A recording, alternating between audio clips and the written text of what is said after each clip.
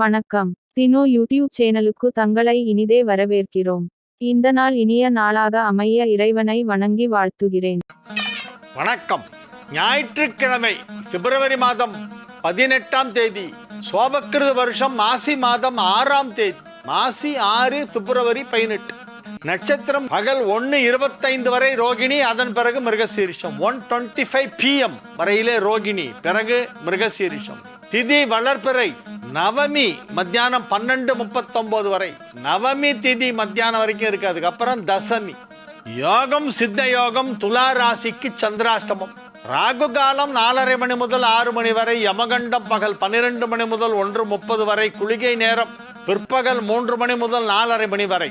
நல்ல நேரம் என்கின்ற சுப ஹோரைகள் காலை 7 மணி முதல் 9 மணி வரை, 11 மணி முதல் 12 மணி வரை, பிற்பகல் 2 மணி முதல் 4 மணி வரை, மாலை 6 மணி முதல் 7 மணி வரை, இரவு 9 மணி முதல் 11 மணி வரை. இன்றைய கிரக நிலவரம்: மேஷத்தில் குரு, ரிஷபத்தில் சந்திரன், கன்னியில் கேது, மகரத்தில் செவ்வாய் சுக்கிரன், கும்பத்தில் சூரியன் புதன் சனி, மீனத்தில் ராகு. இனி தெரிஞ்சுக்கலாம் வாங்க.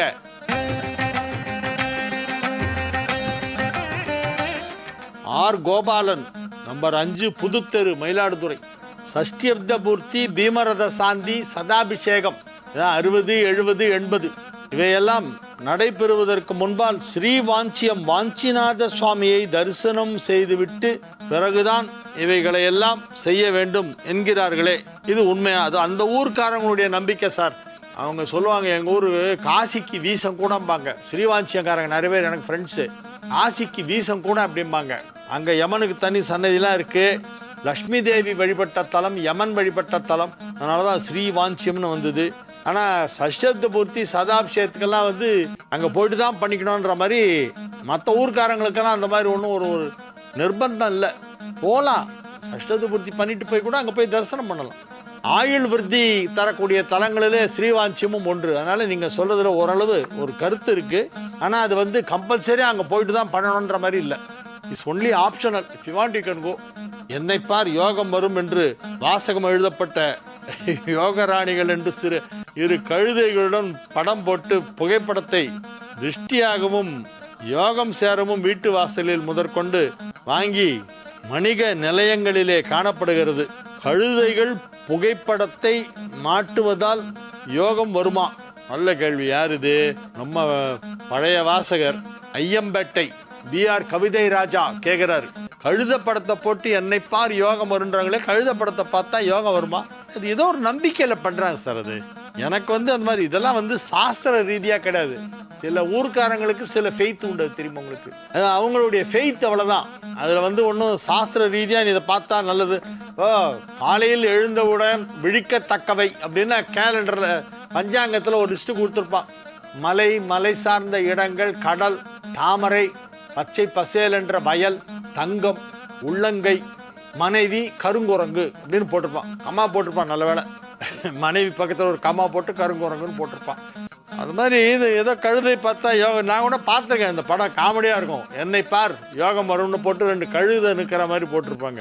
அது ஒரு காமெடிக்காக போடுறாங்கன்னு நினைக்கிறேன். அந்த கழுதை கேட்கும், என்னை வச்சு காமெடி பண்ணலையே அப்படின்னு. இரவு நேரங்களில் தூக்கம் வராத போது பதிகங்கள், பாசுரங்கள், கவசங்கள் படிக்கலாமா? அல்லது பகல் நேரத்தில் சுத்தமாக உட்கார்ந்து கொண்டுதான் படிக்க வேண்டுமா? அப்படி இல்ல, படிக்கலாம், எப்போனா படிக்கலாம், அடுத்துக்கிட்டே கூட சொல்லலாம்.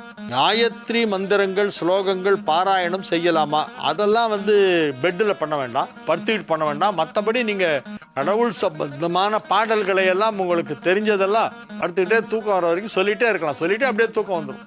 அதற்கு விதிமுறைகள் ஏதாவது இருக்கிறதா? ஸ்லோகம், பாராயணம், காயத்ரி மந்திரம்லாம் சொல்றதுக்கு விதிமுறைகள் என்ன? தூய்மையான இடத்திலே அமர்ந்து கொண்டு உள்ள தூய்மை, உடல் தூய்மை ரெண்டத்தோடையும் சொல்லணும். அகம் தூய்மை வாய்மையால் காணப்படும், அதுதான் ரொம்ப முக்கியம். சத்தியம்தான் சார் தெய்வம். எங்க சத்தியம் இல்லையோ அங்க தெய்வம் இல்லை. அது புரிஞ்சுங்க. உண்மைதான் எல்லாத்துக்கும் மேலானது. வேப்ப மரமும் அரச மரமும் இணைந்திருப்பதை தெய்வீக பார்வையாக பார்ப்பது சரிதானா? அதில் குறிப்பிட்ட கடவுளை வைத்துத்தான் வணங்க வேண்டுமா? இல்ல அந்த அரச மரம் வேப்ப மரம் அடியில என்ன கடவுள் வேணா வைக்கலாமா? பொதுவா அம்மன் வைப்பாங்க, பிள்ளையார் இருப்பாங்க. யாரு? ஜே மணிகண்டன், 16 பாண்டியன் வீதி, திருவிக்கா நகர், பேரணாம்பட்டு, வேலூர் மாவட்டம். பேரணாம்பட்டு மணிகண்டன் கேட்கிறாரு, வேப்ப மரம் அரச மரம் இருந்தால் தெய்வீகமா? ஆமாம், தெய்வீகம்தான். அங்கே என்ன சாமி வைக்கணும்? பிள்ளையார் தான் பொதுவாக வைப்பாங்க. சில நேரங்களில் வேப்ப மரம் இருக்கட்டால் அம்மனையும் வைப்பாங்க. திங்கக்கிழமையும் அமாவாசையும் சேர்ந்து வரும்போதெல்லாம் அங்கே அரச மரத்தை சுற்றி வருவாங்க. பிரதட்சணம் பண்ணக்கூடிய இடம் அது. ஆர் மாதவராமன் குலதெய்வ தினோ டிராவலர் யூடியூப் சேனலுக்கு தொடர்ந்து ஆதரவு தாருங்கள் என்று சிலர் சொல்கிறார்களே, இதை பற்றி உங்களுடைய கருத்து என்ன? ஆர் மாதவராமன், கிருஷ்ணகிரி, 31/14C, தெற்கு மாடத்தெரு. ஆமாம் சார், கரெக்டு. குலதெய்வம் எந்த தெய்வமாக இருந்தாலும் சரி, உங்கள் நட்சத்திரத்தை அன்னைக்கு போனால் நல்லது. மாதம் உங்கள் நட்சத்திரம் ஒரு தரம் வரும். நீங்கள் பிறந்த நட்சத்திரம் மாதம் வரும். என்னைக்கு வருதுன்னு பார்த்து வச்சுட்டு அன்னைக்கு போய் ஏதாவது கோயிலுக்கு போய் சாமி கும்பிட்டா ரொம்ப நல்லது. ஜே மணிகண்டன், திருவிக்கா நகர், பேரணாம்பட்டு, வேலூர் மாவட்டம். புதுமனை புகு விழாவில் வாழை மரம் கட்டுவது ஏன்? பசு மாட்டை உள்ளே விடுவது ஏன்? வாழை மரங்கிறது ஒரு மங்களகரமான விழா. எதுவாக இருந்தாலும் வாழை மரம் இருக்கணும். அது திருமணம் போன்ற சுப நிகழ்ச்சிகளிலிருந்து ஆரம்பித்து எல்லா சின்ன விழா கூட, திருமணம் மட்டும் இல்லை, திருமணங்கிறது ஒரு பெரிய சுப நிகழ்ச்சி. சின்ன சுப நிகழ்ச்சியிலலாம் கூட வாழை மரம் கட்டணும் வாசல்ல. வாழை மரம் கட்டினாலே அந்த வீட்டில் ஏதோ நல்ல காரியம் நடக்குதுன்னு அர்த்தம். ஒரு வீட்டு வாசல்ல வாழை மரம் இருந்தால் அப்போ அங்கே ஏதோ சுபமான நிகழ்ச்சி, சந்தோஷமான ஏதோ விஷயம் நடக்குதுன்னு அர்த்தம். நமது மகிழ்ச்சியை வெளிப்படுத்துவது அது. அது மட்டுமல்ல, வாழையடி வாழையாக இந்த வம்சம் இது போன்ற நல்ல விஷயங்களை செய்ய வேண்டும் என்ற ஒரு அர்த்தமும் அதில் இருக்கிறது. சுபம் என்று சொல்வார்கள், வாழை மரத்தை சுபம் என்று சொல்வார்கள். பசுமாட்டை உள்ளே விடுவது ஏன்? அது மகாலட்சுமி வர்றதுக்கு சமாதி. முதல்ல உன்னோட குட்டியை அனுப்பு, அதுக்கப்புறம் நீ வான்னு சொல்லி வேத மந்திரம் சொல்லும். அப்படின்னு. கேஆர் தோப்பூர், சேலம். கேஆர் தோப்பூர் சுப்பிரமணி, வீடு முன்பு கோலம் போடுவது மார்கழி மாதத்தில் மட்டும் இது அதிகமாக இருக்கிறது ஏன்? மார்கழி மாசத்துல காலையில சீக்கிரம் எழுந்துக்கணும். காலையில சீக்கிரம் எழுந்தோம்னா அந்த ஓசோன் காற்று நமக்கு கிடைக்கும், நிறைய ஆக்சிஜன் கிடைக்கும். காலையில சீக்கிரம் எழுந்து வெளியில நம்ம திறந்த வெளியிலே நடக்க வேண்டும். அதனால்தான் கோயிலுக்கு போய் சுத்திட்டு வாண்டுறோம். வெறும் வாக்கிங் போ அப்படின்னா அவெல்லாம் போக மாட்டான். கோயிலுக்கு போய் சுத்தணும் மார்கழி மாசம் அப்படின்னா சரின்னு போ. வீட்டு முன்பு கோலம் போடுவது ஏன்? அது ஒரு அழகா இருக்கும். அது மட்டும் இல்ல, அதுல அரிசி மாவுல தான் கோலம் போடுவாங்க. இப்ப ஏதோ புதுசா மாவெல்லாம் வந்திருக்கு. முன்னெல்லாம் அரிசி மாவை பொடிச்சு வச்சுட்டு அதுலதான், அந்த நொய்யில தான் கோலம் போடுவாங்க. அதை இந்த எறும்பு, இந்த மாதிரி சின்ன பூச்சிகள்லாம், ஜீவராசிகள்லாம் சாப்பிட்டு போகும். அதுக்கு அது ஆகாரம். அந்த புண்ணியமும் நமக்கு கிடைக்கும். மாதங்களில் நான் மார்கழியாக இருக்கிறேன் என்று பெருமாள் திருவாய் மலர்ந்தவர்கள் இருக்கிறார் பகவத்கீதையில. அதனால மார்கழி மாசத்துக்கு அதிக முக்கியத்துவம். கோவில் என்பதே நிதானமாக தரிசனம் செய்வதற்காகத்தான். அப்படி இருக்கையில் ஒரு சிலர் வாகனத்தில் சென்று கொண்டே வழியில் உள்ள கோயில்களை பார்த்து வணங்கி விட்டு செல்கிறார்கள். பைக்ல போயிட்டே இருக்கிறது அப்படி திரும்பி பார்த்து அப்படியே சாமி இப்படி கும்பிட்டு போவாங்க. சில பேர் ஒரு கையை மட்டும் எடுத்து இப்படின்ட்டு போவாங்க. அவங்களுக்கு ஏதோ அவசர வேலை போறாங்க, ஏதோ அந்த நேரத்துல சாமி நினைக்கிறான், அந்த வரைக்கும் சந்தோஷப்படுங்க. இதற்கு உங்கள் கருத்து என்ன? அவன் கடவுளை நினைக்கிறானே, அதுவே பெருசார், பெரிய விஷயம். 1000 வேலை, ஆபீஸ் டென்ஷன். ஆபீஸுக்கு போனா மேனேஜர் டோஸ் விடுவாரு, லேட்டா வந்தா. நேற்று கொடுத்த வேலையெல்லாம் சரியா முடிச்சிருக்க மாட்டான், அந்த பயம் வேற. டென்ஷன்ல போயிட்டு இருப்பான். போகும்போது நடுவில் கோயில் இருக்கிற இடம் வந்த உடனே அப்படியே திரும்பி பார்த்து முருகா அப்படின்னு மனசாலும் சொல்லிட்டு அப்படியே போயிட்டே இருப்பான். அந்த ஒரு க்ஷண நேரம் அவன் கடவுளை நினைக்கிறானே, அது ஒரு பெரிய விஷயம். அது நீ ஏன் இறங்கி ஷூ எல்லாம் கட்டிட்டு சாக்ஸை கட்டி வச்சு உள்ள நிதானமா சுத்திட்டு 1/2 மணி நேரம் உட்காந்துட்டு போலான்னு அவனுக்கு ஆபீஸ் போற அவசரம். அதனால அதெல்லாம் நம்ம குறை சொல்லக்கூடாது. ஏதோ கடவுளை நினைக்கிறாங்கல்ல, அந்த வரைக்கும் போறோம். இன்னைக்கு நிலைமை எப்படி ஆயிப்போச்சுன்னா, கடவுள் நம்பிக்கை இருந்தாலே பெரிய விஷயம் ஆயிப்போச்சு. கடவுளை கும்பிடுறியா, வெரி குட். நீ எந்த கடவுளை வேணா கும்பிடு, உங்க சாமி எதுவும் அது கும்பிடு. உனக்கு ஏதாவது ஒரு தெய்வத்து மேல நம்பிக்கை இருக்கா, அது போறோம். நீ எந்த தெய்வத்தை வேணாலும் கும்பிடுவோம், சாமி நீ கும்பிடு. நீங்க அந்த லெவலுக்கு வந்தாச்சு. வாஸ்துப்படி துளசி செடிக்கு ஏற்ற இடங்கள் எவை? துளசி மாடத்தை எங்க வைக்கணும்? வீட்டிற்கு தென்கிழக்கிலே வைக்கலாம், ஈசான்ய மூலையில வைக்கலாம், வடக்கு பக்கம் பார்த்து வைக்கலாம். வீட்டிற்கு வடக்கு புறமாக துளசி மாடம் இருக்கலாம். வாசல்ல வைக்கிறதை விட பின்பக்கம் வைக்கிறது நல்லது. ஏன்னா யாரோ வருவாங்க போவாங்க, அது எதுவும் அசுத்தம் எதுவும் கலந்துடக்கூடாது. துளசி செடி இருக்கிற இடத்துல ரொம்ப சுத்தமானவங்க தான் போகலாம், அசுத்தமானவங்க போகக்கூடாது. அதனால அதை கொஞ்சம் தனியா ஒதுக்குப்புறமா வைக்கிறது நல்லது. வீட்டுக்கு பின்புறம் வைக்கிறது நல்லது. திசை அப்படின்னு பார்த்தா உங்க வீட்டுக்கு பின்னால இருக்கிற ஸ்பேஸ் அவைலபிலிட்டிக்கு தகுந்த மாதிரி எங்க இடம் இருக்கு நம்ம தகுந்த மாதிரி அதை பார்த்து வச்சுக்கலாம். ஆனா டெய்லி தண்ணி ஊற்றணும். துளசி சில பேர் வைப்பாங்க, 4 நாள் விளக்கு ஏற்றுவாங்க, அப்புறம் ஏற்றவே மாட்டாங்க. டெய்லி தண்ணி ஊற்றணும். டெய்லி அதில் ஒரு சின்ன அகல் விளக்கு ஏற்றி வைக்கணும். ஜீவ சமாதி என்றால் என்ன? அதன் சக்தி எப்படிப்பட்டது? ஜீவ சமாதின்னா ஒரு சன்னியாசி உயிரோட இருக்கும்போதே உள்ள போய் உட்காந்துருவாங்க. அதுக்கப்புறம் மேலே மூடிடுவாங்க, சிஷ்யங்கள்லாம் சேர்ந்து மூடுவாங்க. இப்போ தான் ஜீவ சமாதி. அவருடைய உயிர் பிரிந்த பிறகு உடலை வச்சுட்டு மூடுற இடத்துக்கு வந்து ஜீவ சமாதி கிடையாது, அது வெறும் அதிஷ்டானம். சமாதி அதிஷ்டானம்னு சொல்லுவாங்க. அது வெறும் சமாதி தான். அது உயிரோட இருக்கும்போதே சில பேர் உள்ள போய் உட்காந்துருவாங்க. திருவாரூர் தட்சிணாமூர்த்தி சுவாமிகள்லாம் அப்படித்தான். திருவாரூர் தட்சிணாமூர்த்தி சுவாமிகள்னு ஒரு பெரிய மகான் இருந்தார். அவர் தினோ டிராவலர் யூடியூப் சேனலுக்கு தொடர்ந்து ஆதரவு தாருங்கள். சமாதி ரொம்ப வருஷம் உள்ள இருந்திருக்காரு. அங்கிருந்து இதெல்லாம் கேட்குமா, மணி அடிக்கிற சத்தம்லாம் கேட்குமா, திடீர்னு பார்த்தா உண்மையா இருக்காத உள்ள. அந்த மாதிரி பெரிய மகான்கள்லாம் ஜீவ சமாதி ஆவாங்க. ராகவேந்திரர் மந்திராலயத்துல ஜீவ சமாதி தான். அந்த சினிமாவில் காட்டும் போது அவர் வந்து ஏதோ ராம் ராம் ராம ஏதோ ஜபம் பண்ணிட்டே இருப்பார். திடீர்னு அந்த ஜபம் நின்றுடும். அந்த கையில இருக்க துளசி மாலை ஆடாது, அது அப்படியே நின்றுடும். அதோட அவர் மூச்சு அடங்கிடுத்துன்ற மாதிரி ஒரு அர்த்தத்துல காமிப்பாங்க. அப்படி கிடையாது. அது அவர் உள்ள இருந்து பல வருஷம் வாழ்ந்திருக்கார். அது வேற ஒரு காட்சியில அந்த சினிமாவை ஆக்கினாங்கல்ல, கேபி படமா எடுத்தாரு. அதுல வந்து ஒரு காட்சியில காமிப்பாங்க. 3 ஜோதிடர்கள் வருவாங்க.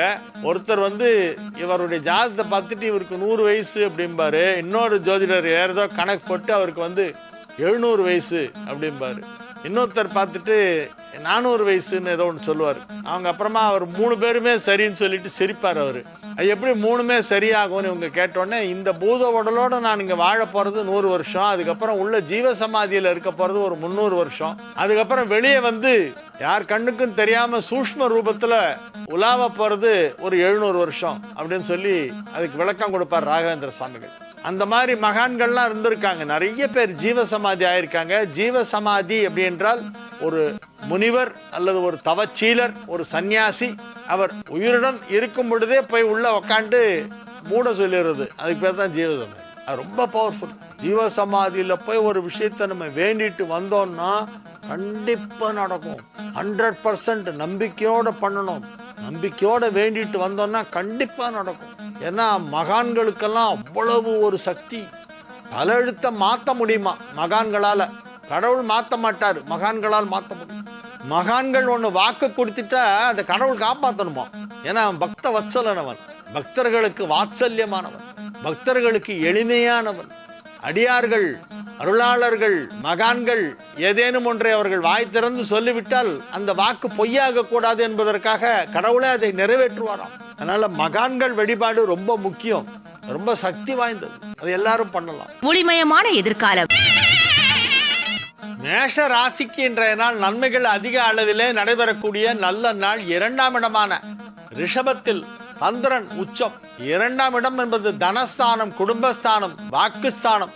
அதிலே சந்திரன் உச்சமடைந்திருக்கிறது என்பது ஒரு அற்புதமான யோகம்.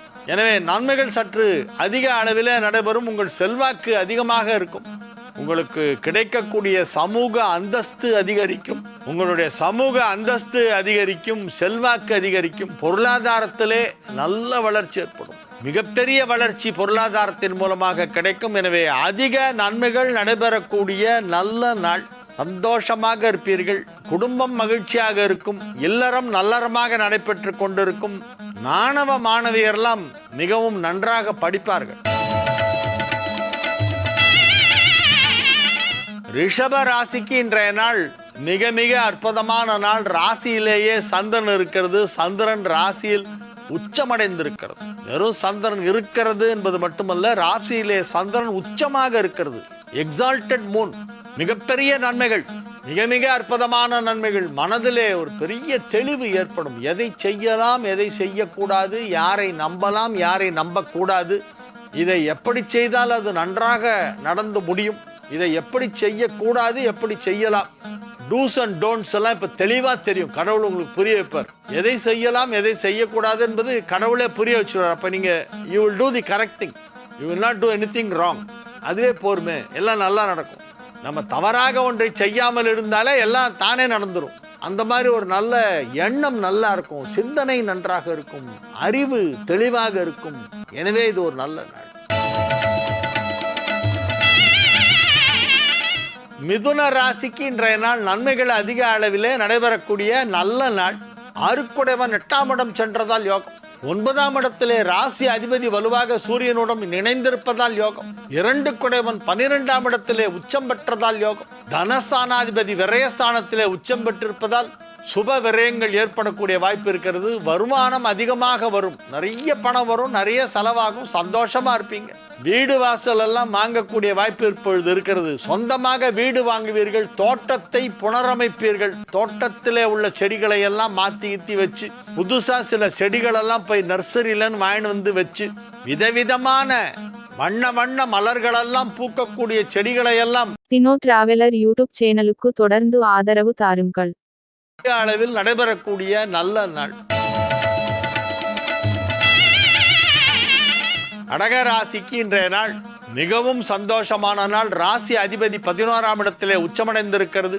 5-10 குடைவன் 7ஆம் இடத்திலே உச்சமடைந்திருக்கிறது. அற்புதமான கிரக அமைப்பு. எனவே உங்கள் வியாபாரம் சிறப்பாக நடைபெற்று கொண்டிருக்கும்.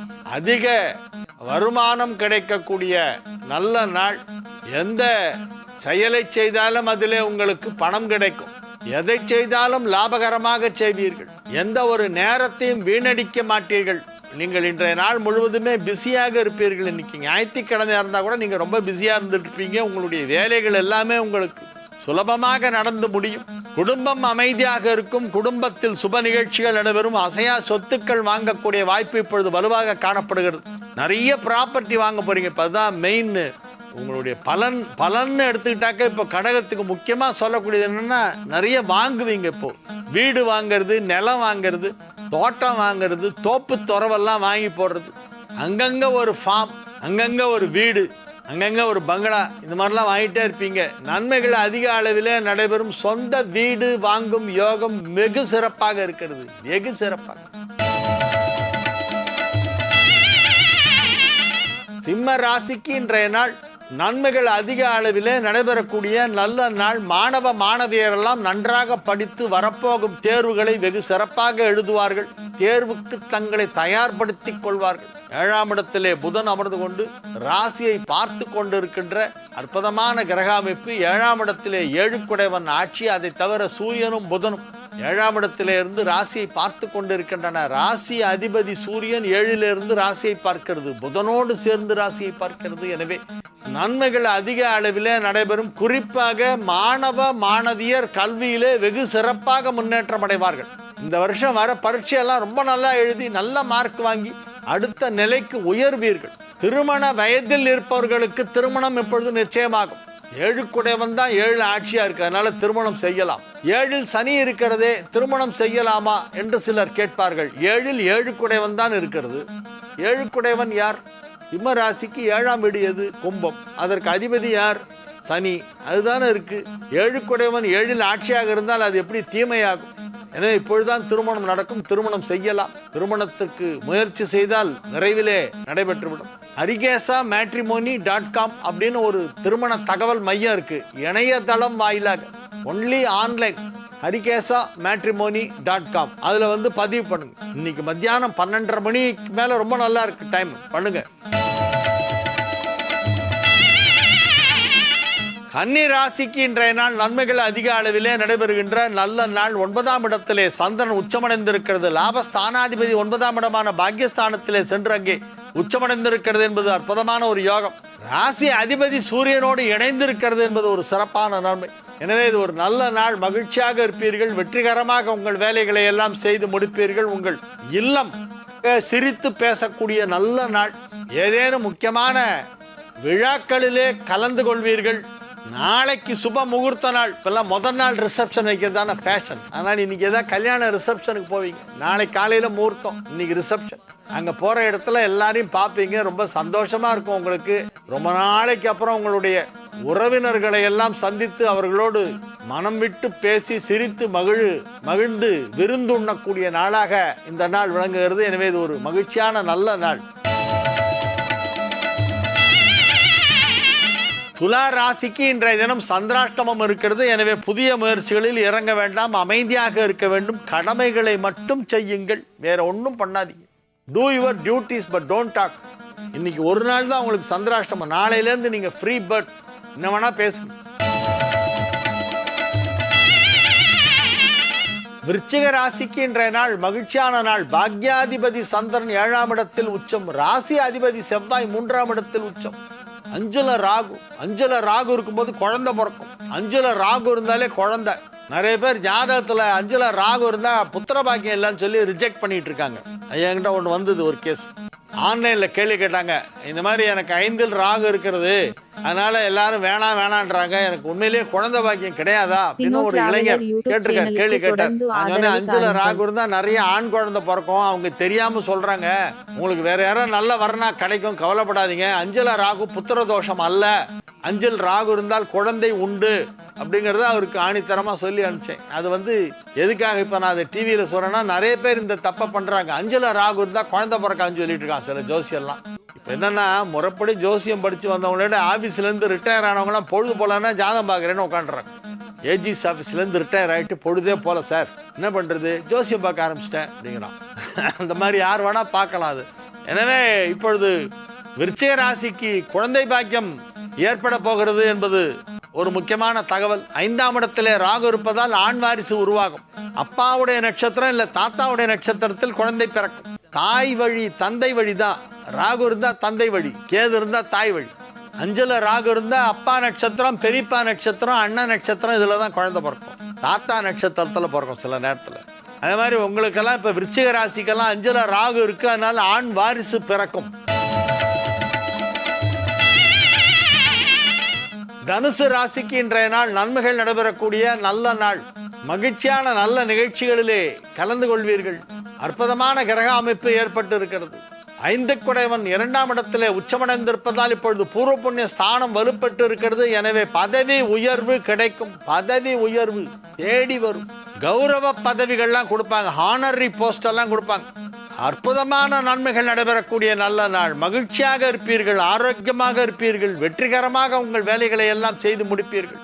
குழந்தைகள் நன்றாக இருப்பார்கள், அவர்களின் கல்வி முன்னேற்றம் நன்றாக இருக்கும். திருமண வயதில் பிள்ளைகள் இருந்தால் அவர்களுக்கு இப்பொழுது திருமணம் நிச்சயமாகும்.